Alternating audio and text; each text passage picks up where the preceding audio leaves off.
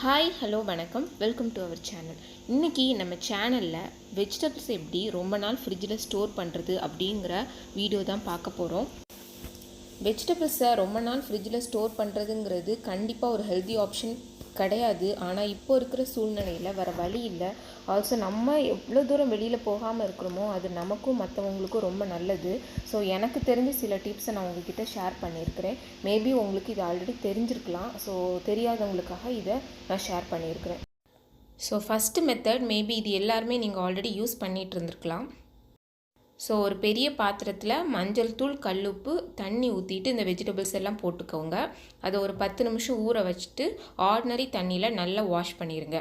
அதுக்கப்புறம் தண்ணி எல்லாம் வடிகட்டிட்டு ஒரு பெரிய துணி விரித்து இந்த வெஜிடபிள்ஸ் எல்லாம் போட்டுருங்க. அந்த தண்ணி எல்லாம் ட்ரெயின் ஆனதுக்கப்புறமா தனித்தனியாக ஒவ்வொரு வெஜிடபிள்ஸையும் ஒரு சிப்லாக் கவரில் போட்டு லாக் பண்ணி ஃப்ரிட்ஜில் வச்சுருக்கோங்க.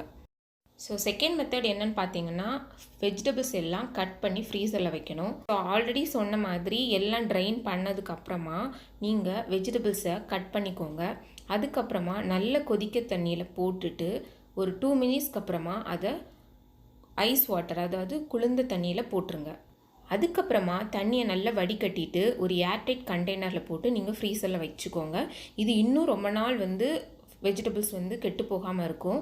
ஸோ இந்த மெத்தட் நீங்கள் ஃபாலோ பண்ணிங்கன்னா நியர்லி 1 மந்த் வரைக்கும் அந்த வெஜிடபிள்ஸை யூஸ் பண்ணலாம்.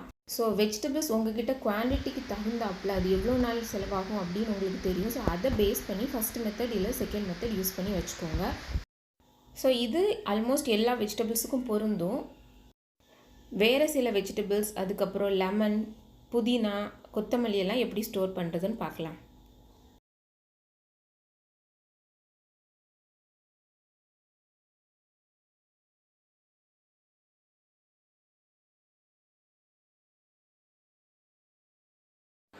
இல்லாட்டி ஒரு டிஷ்யூ பேப்பரில் ஒவ்வொரு லெமனையும் தனித்தனியாக சுற்றி அதையும் நீங்கள் ஃப்ரிட்ஜில் வைக்கலாம். இந்த மெத்தட்லேயும் லெமன் ஒரு 10 டேஸ் வரைக்கும் நல்லாயிருக்கும்.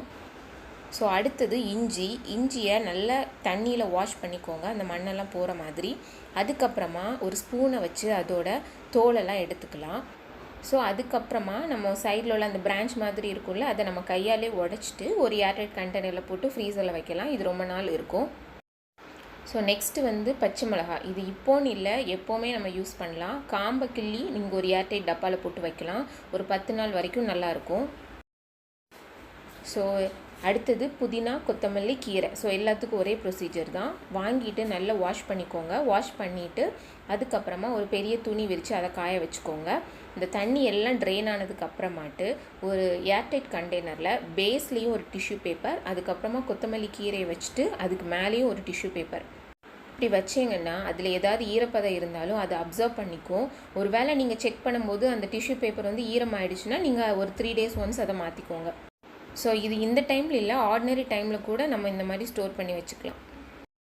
ஸோ அடுத்து நம்ம பார்க்க போகிறது கேரட்டு நம்ம சொன்ன மாதிரி சிப்லாக் கவரில் போட்டு வைக்கலாம். ஸோ இன்னும் நிறைய குவான்டிட்டி இருந்துச்சு அப்படின்னா ஸோ ஒரு பெரிய ஏர்டைட் கண்டெய்னரில் தண்ணி ஊற்றிட்டு இந்த கேரட்டை போட்டுக்கோங்க.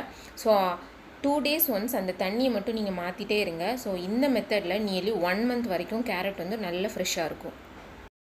ஸோ வெண்டைக்காவை நியூஸ் பேப்பரில் சுற்றி வச்சா ரொம்ப நல்லாயிருக்கும் ரொம்ப நாள். ஆனால் அதில் உள்ள பிரிண்டிங் கிங்க் ரொம்ப உடம்புக்கு கெடுதல் அப்படின்னு சொல்லுவாங்க. ஸோ அது சில பேருக்கு பிடிக்காது. ஆனால் அகெயின் வாஷ் பண்ணிக்கலாம். ஸோ இல்லாட்டி ஒரு பெரிய டிஷ்யூ பேப்பரில் wrap பண்ணி ஒரு ஏர்டைட் கண்டெய்னரில் போட்டு வைக்கலாம்.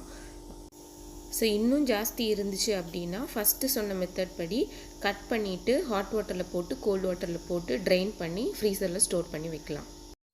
தக்காளி எல்லாம் நார்மலாகவே 1 வாரம் வரைக்கும் நல்லாயிருக்கும் வெளியில் வைக்கும்போதே. அதையும் தாண்டி உங்களுக்கு குவான்டிட்டி இருந்துச்சுன்னா தண்ணி எதுவும் சேர்க்காமல் நல்லா கிரைண்ட் பண்ணிக்கோங்க. அதை 2 மினிட்ஸ் நல்லா கொதிக்க வைங்க. அது ஆறுனதுக்கப்புறமா ஐஸ் ட்ரேயில் ஊற்றி வைங்க. ஸோ அந்த ஐஸ் க்யூபை வெளியில் வச்சிங்கன்னா பியூரி மாதிரி ஆயிரும். அதை நீங்கள் கிரேவிக்கெல்லாம் யூஸ் பண்ணிக்கலாம். ஸோ இப்போ இருக்கிற சூழ்நிலையில் இந்த வீடியோ கண்டிப்பாக உங்களுக்கு யூஸ்ஃபுல்லாக இருக்கும்னு நினைக்கிறேன். எல்லோரும் ப்ளீஸ் சேஃபாக இருங்க, வீட்டிலே இருங்க. சீக்கிரமாக இந்த ப்ராப்ளத்துலேருந்து, அதாவது கொரோனா வைரஸ்லேருந்து நம்மளை ரெக்கவர் பண்ணிக்கணும் எல்லோரும் சேர்ந்து. இந்த வீடியோ பிடிச்சிருந்துச்சுன்னா லைக் பண்ணுங்கள், ஷேர் பண்ணுங்கள். நம்ம சேனலை மறக்காமல் சப்ஸ்கிரைப் பண்ணுங்கள். தேங்க்யூ ஃபார் வாட்சிங்.